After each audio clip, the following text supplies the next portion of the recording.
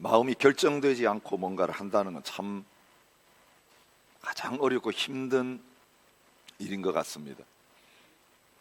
두 마음이 내 속에 계속 있어서 갈등을 일으키고 충돌을 일으키는 그런 영적 상태가 우리를 피곤하게 하고 사실 힘들게 합니다. 아무것도 안 하고 있어도 계속 부담이 되고 계속 스트레스가 되고 우리의 영적 에너지들을 다 빼앗아가는 것 같아요. 하나님께서 계속 이 열왕기 상을 통해 저와 여러분들에게 주시는 메시지가 무엇이냐면, 이제는 마음을 하나님께만 온전히 향하는 그런 자리, 하나님만 섬기고 전심으로 하나님을 따르는 그런 자리에 서기를 원하시는 것을 보여주고 있습니다.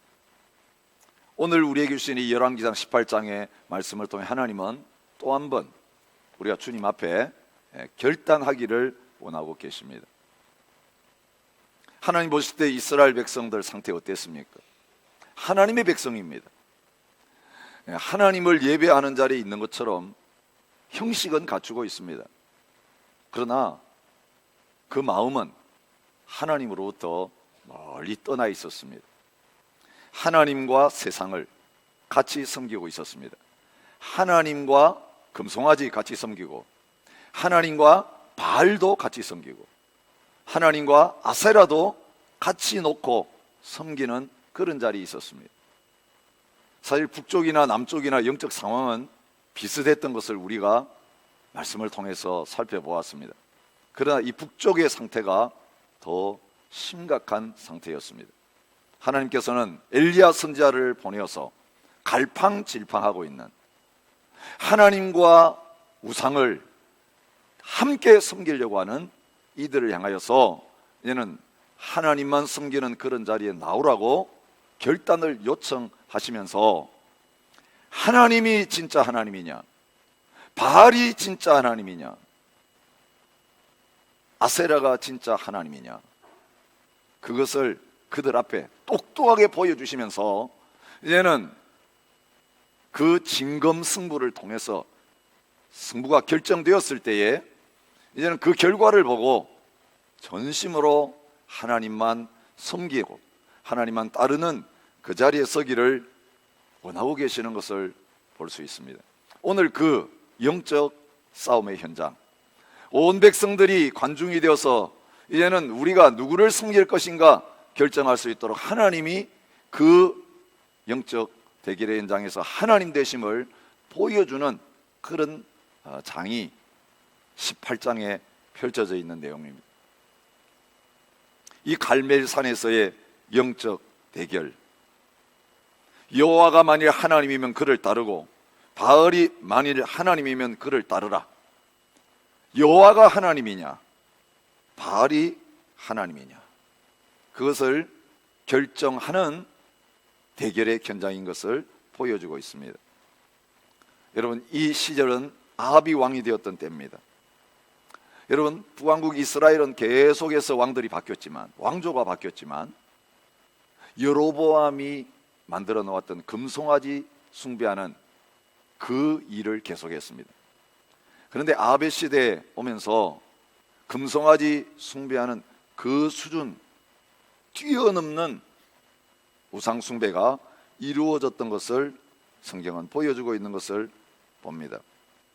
느밧의 아들 여로보암의 죄를 따라 행하는 것을 오히려 가볍게 여기며 시돈 사람의 왕 엣바알의 딸 이세벨을 아내로 삼고 가서 바알을 섬겨 예배하고, 사마리아에 건축한 바알의 신전 안에 바알을 위하여 제단을 쌓으며 또 아세라 상을 만들었으니 그는 그 이전에 이스라엘의 모든 왕보다 심히 이스라엘 하나님 여호와를 노하시게 하였더라, 그렇게 말하고 있습니다. 사실 금송아지는 국산입니다. 바알과 아세라 신은 외국에서 수입한 신입니다. 금송아지 만드는 것도 모자라 가지고 온갖 외국에 있는 그 신들을 가져와서 하나님과 함께 섞어 가지고 예배하는 혼합주의 신앙이 그들 가운데 팽배해 있었던 것을 보게 됩니다. 여러분, 하나님을 얼마나 아프시겠습니까? 얼마나 노하시겠으면 하나님이 3년 6개월 동안 아예 하늘을 닫아버린 것입니다. 아예 비를 그 땅에 내리지 아니하시면서 그들의 생명의 문제를 다루고 계시는 것을 보여주고 있습니다. 그 3년 6개월 동안 기근에 시달렸으면, 얘는 먹고 살기 어려운 그런 상태에 됐으면 이제는 하나님 앞에 회개하고 돌아올 만한 시간이 됐는데, 실제적으로 이 하나님의 진노가 그들에게 쏟아짐에도 불구하고 그들의 영적인 상태는 하나님 앞에 바르게 서 있지 못한 것을 성경은 보여주고 있습니다.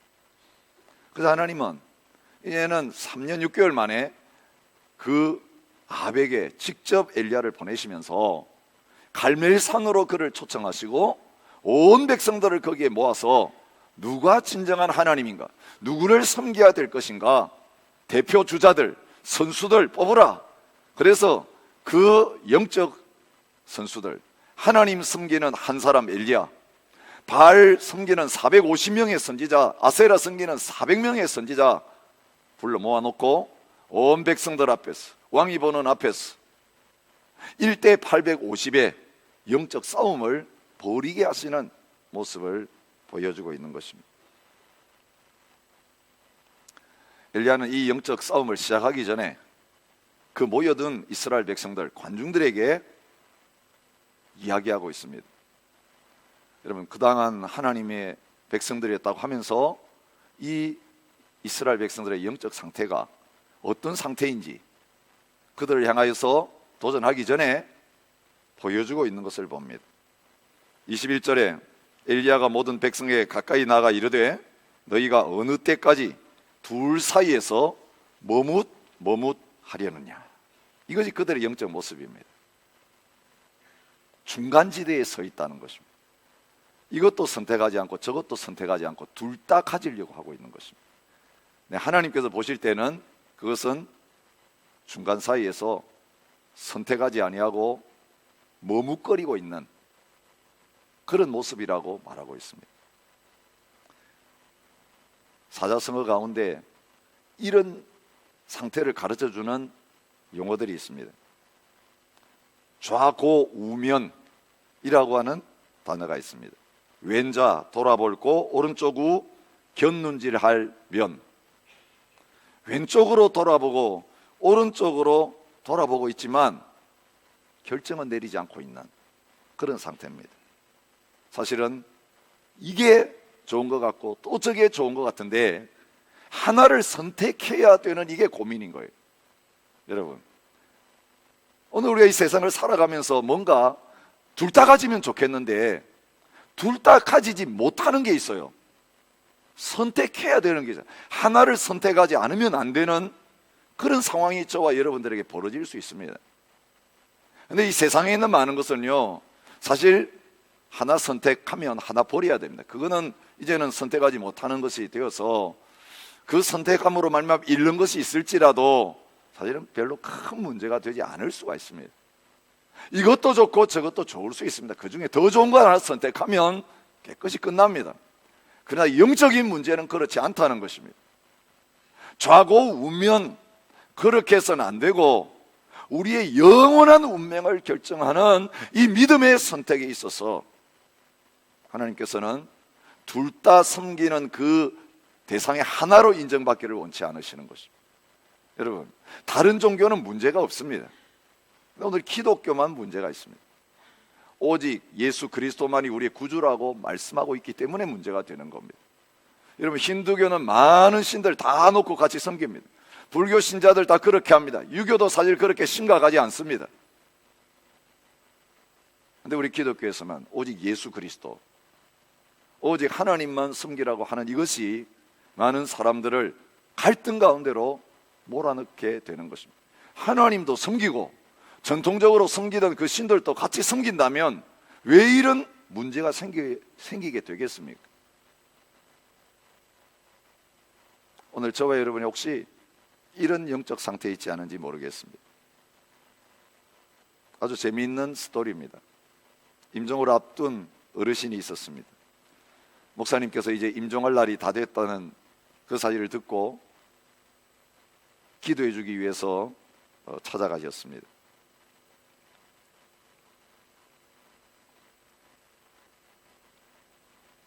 결단을 촉구하시면서 예수님의 복음을 전하고 예수님을 영접하시고 그동안 섬겨왔던 마귀를 부정하시기 바랍니다. 이제는 둘 다 섬길 수가 없습니다. 예수님을 믿기로 결정하셨다면 이제까지 섬겨오던 이거 다 부정하셔야 됩니다. 그래야만 예수님의 품에 온전히 안기실 수 있습니다. 결정하시겠습니까? 그런데 그 할아버지는 입을 꾹 다물고 아무 말도 하지 않으십니다.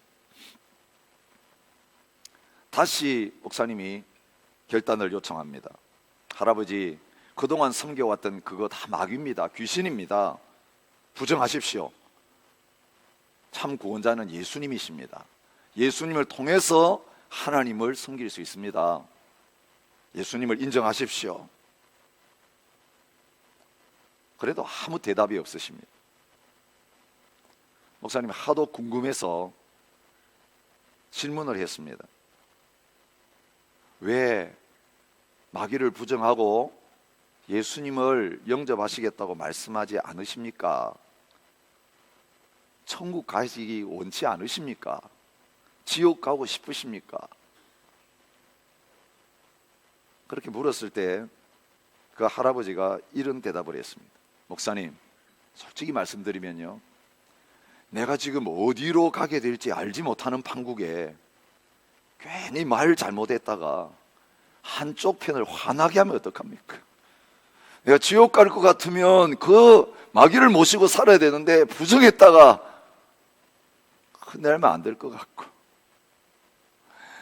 여러분, 어디로 갈지가 분명하지 않으니까 무엇을 선택할지가 확실하지 않은 거예요. 그래서 눈치 보고 있는 것입니다. 우유부단한 마음으로 그 이스라엘 백성들이 망설이고 있는 이런 모습을 보여주고 있습니다. 이 둘 사이에서 머뭇거리는 모습을 보면서 엘리야는 도전합니다. 여호와가 만약 하나님이면 그를 따르고 바알이 만약 하나님이면 그를 따를지니라. 그런데 이 백성의 반응이 뭡니까? 한마디도 대답하지 아니하는지. 여러분, 많은 사람들이 중요한 결정의 순간에 있어서 이렇게 대답하지 아니하고 묵묵부답하는 그런 경우들이 참 많이 있습니다. 의사결정에 관해서 연구한 분들이 있습니다. 테오도르 루빈이라고 하는 박사가 그 중에 한 사람입니다. 진짜 결정을 내려야 될 때에 바른 결정을 내리지 못하는 그 결정을 사이비 결정이라고 그는 정의를 했습니다. 진짜 결정을 내리지 못하고 사이비 결정을 하는 사람들의 유형이 어떤 유형이 있는가 몇 가지를 이야기합니다. 여러분, 진짜 결정이 아닌 게 뭐냐면 첫째는 연기하는 겁니다. 연기. 계속 결정 안 하고 다음 해야죠 자꾸 미루는 겁니다. 좀 기다려보고 분명한 뭔 증거가 나타나면 그때 가서 결정하겠다는 거예요. 여러분, 이게 사탄이 얼마나 잘 써먹는 전략인지 아세요? 내가 뭔가 증거를 받아야 되겠다는 거예요. 뭔가 체험을 해야 되겠다는 거예요. 지금은 아직까지 멀었다는 거예요. 나중에 가서 하겠다는 거예요. 나이가 들면 하겠다는 거예요. 모든 문제가 해결되고 환경이 좋아지면 하겠다는 거예요. 여러분, 우리가 전도해 보면 이런 연기하는 결정을 내리는 분들이 많습니다. 그런 자를 향해 주님 뭐라고 하십니까?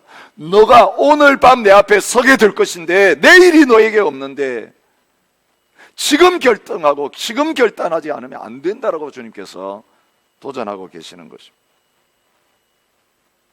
충동적으로 결정하는 것, 이것도 진정한 결정 아닙니다. 감정적인 결정, 감정적인 반응, 이게 진짜 믿음이라고 오산하는 경우들이 많습니다. 우리 한국 사람들은 부흥회를 좋아합니다. 왜냐하면 한국 사람들은 굉장히 감정적인 존재이기 때문에. 그래서 부흥회 때 뭔가 막 가슴이 뜨거워지면 전부 다 손들고 일어나고 작정하고 근데 문제는요, 부흥회 끝나고 나 며칠 가지 않아서 이제 가슴이 좀 씻고 나면 내가 왜 그런 결정을 내렸지? 여러분, 제가 아는 어떤 교회는 부흥회 때 건축을 위해서 헌금 작정하고 부흥회 끝난 다음에 부작용이 생겨서 그 작정한 헌금을 다 취소했다는 그런 이야기를 들은 적이 있어요. 여러분, 한때 뜨거워가지고 일어선 거, 그건요, 하나님 받으시는 결정이 아니라고요. 그건 최면술 가지고도 얼마든지 만들어낼 수 있다고요. 여러분, 하나님 앞에 헌신하라고 하는 게 이 가짜 진리가 아닌데 말씀을 그럴듯하게 꾸며가지고 사람들 흥분시켜가지고 거기에 따르게 만들어서 돈 끌어내고 사람들 보내가지고 뭔가 시키는 거, 그런 거라면 우리 신앙생활 그만둬야 합니다. 진짜 냉정하게 집에 돌아갔을 때 그 감정이 다 식었는데도 하나님 살아계시고 그 하나님이 나의 주인이시고 부인할 수 없는 살아있는 증거 앞에서 냉정하게 나는 하나님을 섬기겠습니다. 나는 말씀에 순종하겠습니다. 여러분, 베레아 사람들이 바울 설교 들을 때는 꿈쩍도 안 했는데 집에 돌아가가지고 진짜 그런가? 성경을 펴놓고 상고한 다음에 그때 불이 타오르고 그때 가슴이 뜨거워져서 하나님 앞에 헌신한 이 결정이 진짜 결정입니다. 진짜 예배는 집에 가서 시작되는 것입니다. 진짜 순종은 세상에 들어가서 그때 이 영적 싸움의 현장에서 나는 하나님을 택할 것입니다. 그래서 세상을 버리고 인간적인 생각을 내려놓고 따르는 그것이 참된 결정인 것입니다. 또 어떤 분은요, 자기가 책임을 안 질 결정을 합니다. 그게 뭡니까? 당신이 결정해 주세요. 다른 사람의 결정에 의존해가지고 뭔가 자기 자신이 따르려고 합니다. 기회주의가 여기에 속합니다. 사람들이 어디로 가는가 보자. 그래서 다수가 가는데 기울어집니다. 자기의 결정을 배우자에게 맡깁니다. 특별히 여러분, 교회 나오시는 우리 형제님들 가운데 아내가 믿음 좋으니까, 아내가 이제까지 하나님 앞에 기도 많이 하고 응답받고 하시니까 나는 그 치마만 붙들고 있으면 같이 따라가겠다. 그래서 당신이 알아서 하세요. 당신이 알아서 하세요. 헌금하는 것도 맡기고 봉사하는 것도 맡기고 모든 중요한 일도 아내에게 맡기면 안심되니까 그렇게 맡겨놓고 내가 결정하지 않은 채 그렇게 의존하는 그것이 내 믿음이라고 착각하는 경우들이 얼마나 많지만 정반대도 있을 수 있습니다. 여러분, 모태신앙 얼마나 위험합니까? 그저 부모가 믿는 거 믿기 때문에 어릴 때부터 주일학교 따라다니고 그래서 시키는 대로 다 하고, 그런데 그건 자기 믿음이 아닌 겁니다. 어릴 때 유아세례 받았더라도 성인이 되었을 때에 그 부모가 가지고 있는 믿음, 당신의 믿음인가 고백하라고. 그래서 분명한 믿음의 고백을 했을 때야 우리가 입교 문답을 하고 이제는 제대로 된 성도입니다, 이 사람의 믿음으로 신앙 고백했기 때문에 우리 가족입니다, 받아들이는 그런 의식을 하게 되는 것입니다. 여러분, 이런 경우도 있습니다. 어떤 사람들은 결정할 때에 늘 다른 사람들이 결정하는 것과 반대로만 결정하는 사람이 있어요. 여러분, 그런 경우 종종 보시죠. 항상 소수 의견만 내는 거예요. 소수 의견. 여러분, 눈치 보면서 다수를 따르는 것도 문제지만요, 늘 결정할 때 소수 의견만 계속 내는 이것 아주 심각한 잘못된 사이비 결정일 수 있습니다. 자기의 독립성을 드러내려고 하는 거예요. 나는 남들과 다르다, 나는 특별하다. 여러분, 늘 튀려고 하는 사람들에게 이런 유형이 참 많습니다. 그 내용은 상관없어요. 내가 다른 사람하고 다르다는 걸 보여주려는, 그게 다 자기 중심적인 그런 태도를 가질 때 생겨지는 것입니다. 또 한 가지 신앙생활에서 문제되는 결정이 어떤 거냐면요, 과거에 했던 것을 계속 그대로 하려고 하는 거예요. 여러분, 이 사람들은 새로운 변화에 대해서는 아예 문을 꽉 닫고 있는 것입니다. 이스라엘 백성들이 출애굽했는데 계속해서 어려움이 생길 때마다 이런 반응을 보였습니다. 애굽에서는 안 그랬다, 애굽이 좋았다, 그래서 애굽으로 돌아가자. 하나님은 한 번도 경험하지 못한 가나안의 이 아름다운 세계를 보여주시며 가자고 하시는데 광야가 조금 힘들다고 해서, 여러분, 광야는 변화의 시기예요. 애굽과 가나안 사이에서 애굽 떠나서 가나안 가려면 광야 통과해야 돼요. 여러분, 변화는 쉽지 않습니다. 그대로 하고 있는 게 편합니다. 새로운 걸 익숙하게 될 때까지는요 시간이 걸립니다. 그런데 이 광야를 통과하지 못해가지고 이렇게 힘들 바에는 옛날이 나았다 이러면서 뒤로 물러서 버리는 것입니다. 그래서 세상으로 들어가는 것입니다. 다시 죄악에 빠지는 것입니다. 믿음 생활이 이런 도전이 있고 영적 싸움이 있고 시험이 있는 것 같으면 차라리 안 가겠다. 사탄은 얼마나 그때마다 오늘 우리로 하여금 진짜 우리가 눈에 보이지 않고 이루어지지 않았지만 믿음으로 그것들을 누리며 나가기 원하는 마음보다는 확실하게 붙잡을 수 있는 거, 보이는 거, 된 거, 그거 붙들고 살자. 된 것을 지키기도 어려운데 안 될 걸 어떻게 믿고 따르느냐? 아직 그건 안 이루어지지 않았느냐? 눈에 안 보이지 않느냐? 어떻게 말씀만 믿고 따르느냐? 이러면서 오늘 우리를 더 눈에 보이는 것, 이루어진 이것을 꼭꼭 붙들고 거기에 매여 살게 만드는 그런 자리에 있게 되는 것.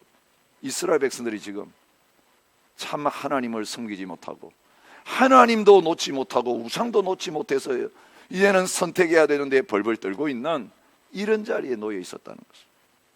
엘리야는 헷갈리지 않도록 얘는 분명하게 하나님만 선택할 수 있는 기준을 제시해 주고 있는 것을 보게 됩니다. 1대 850이었지만 승부는 공정했습니다. 850명도 한 송아지, 엘리야 한 사람도 한 송아지, 제단도 하나. 850대 1이지만 실제적으로는 1대 1의 경쟁을 하고 있습니다. 누가 불리합니까? 사실은 엘리야가 불리합니다. 850명이 기도하는 거하고 혼자 기도하는 거. 그런데 여러분 아세요? 오늘 우리가 하나님만이 살아계신 하나님이라면 우리는 수를 두려워하지 않습니다.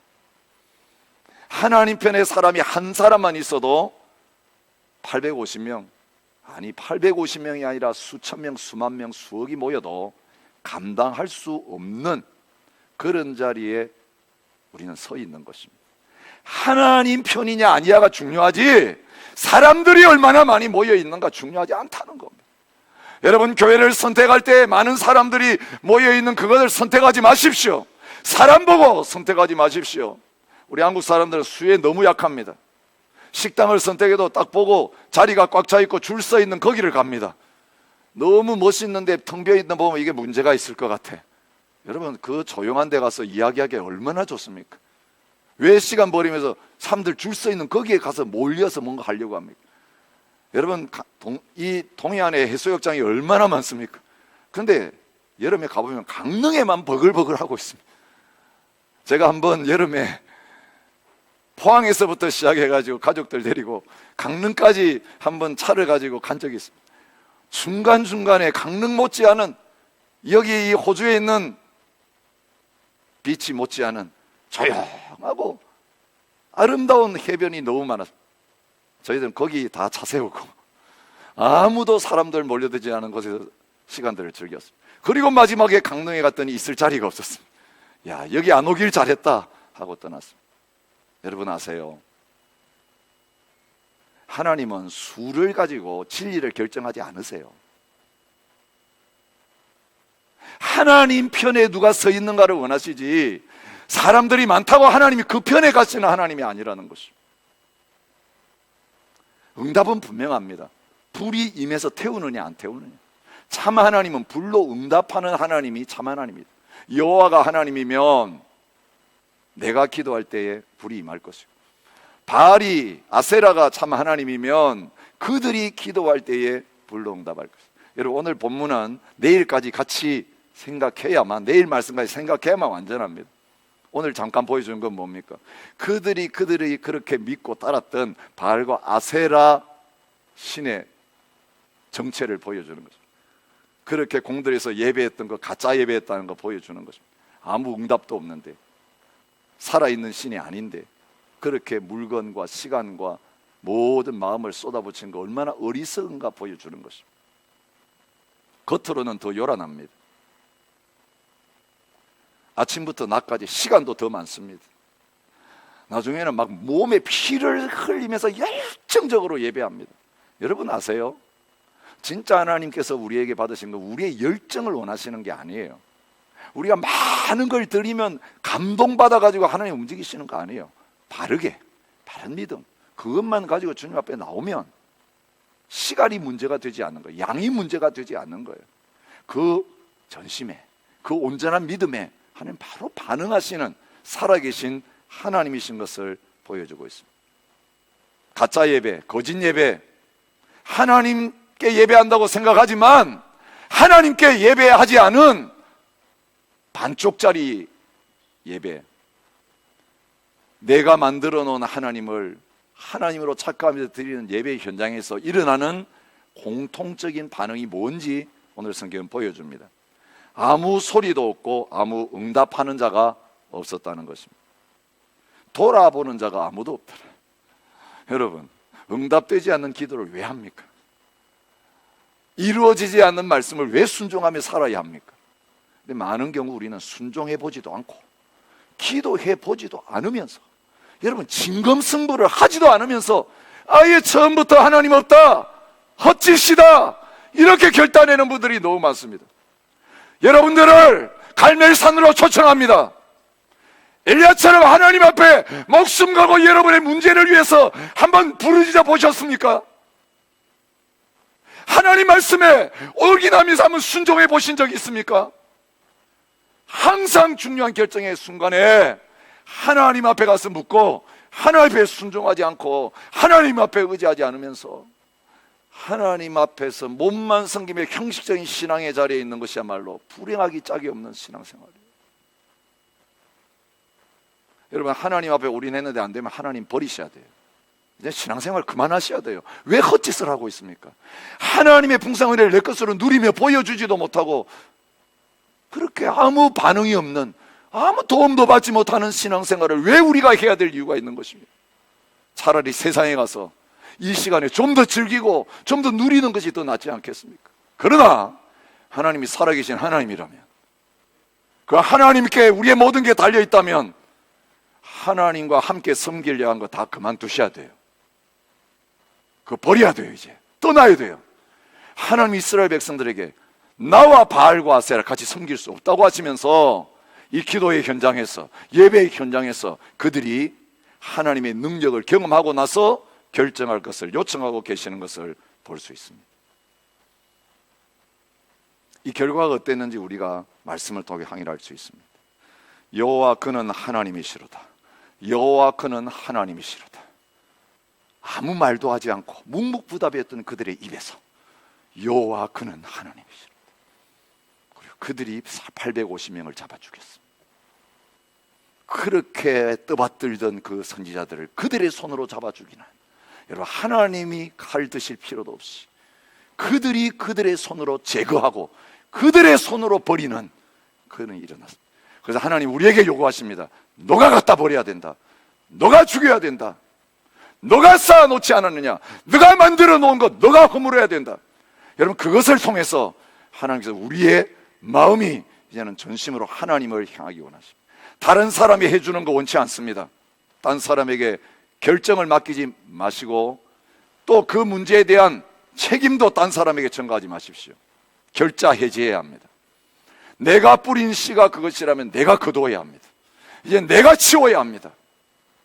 그리고 하나님만 섬기는 온전한 믿음의 자리로, 여러분, 하나님 과거를 묻지 아니하고 그 결정을 받아들이시고 축복하시는 하나님이십니다. 그렇게 나가는 은혜가 있으시기를 간절히 축복합니다. 한 사람이 두 주인을 섬기지 못할 것이니 혹 이를 미워하고 저를 사랑하거나 혹 이를 중히 여기고 저를 경히 여깁니다. 하나님 분명하게 예수님을 통해서 주신 말씀이에요. 예수님이 우리의 왕이시고 예수님이 우리의 주인이시라면 다른 어떤 것도 주인 될 수 없습니다.